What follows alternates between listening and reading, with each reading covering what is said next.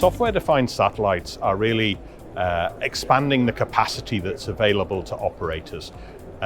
Teleport operators in particular need to work out how to best allocate that capacity. Previously, satellites were very much a fixed quantity, but now they become a new variable in the system, and that adds complexity to the way that the teleport operators need to think about allocating the services across that. Combined with the greater capacity that they have, it just amplifies the problem and really speeds up the problem as well. That customers are expecting these services to be implemented really quickly. So it really pushes teleport operators towards a much more automated solution than they perhaps previously had.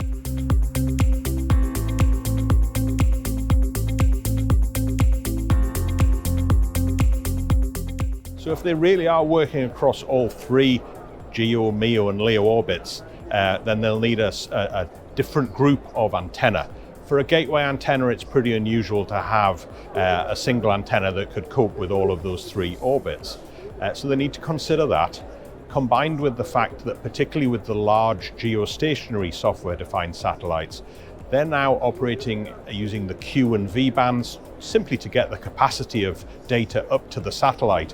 And so that in itself needs new infrastructure. It's unlikely that those teleport operators will have an existing Q and V band antenna that they can use for this.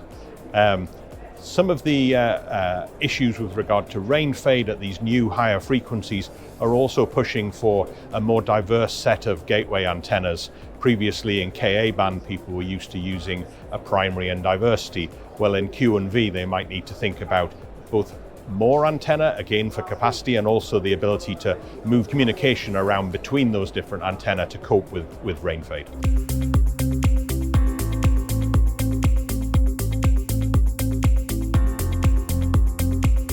So it does become a combined system that's partly in the air on the satellite and partly on the ground, and it works together as a system.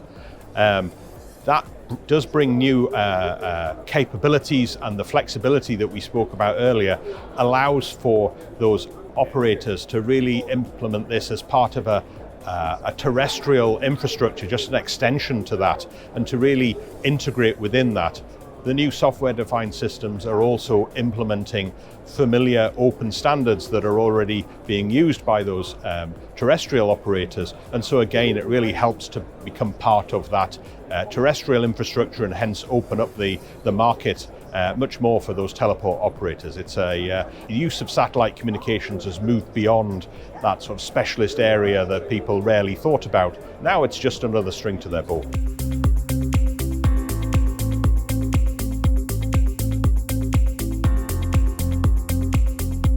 Teleports, I think, need to consider both investment in those new antenna that they may need if they're moving to Q and V, also potentially building and operating data centers that the software-defined ground systems are going to need of them.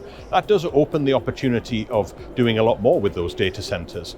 But it also, in terms of the financing of this new infrastructure that they need to build, coincidental with the introduction of software-defined satellites, there are new finance solutions that are coming along. So the ability to lease that infrastructure rather than having to outlay the capital yourselves, borrow and then outlay the capital.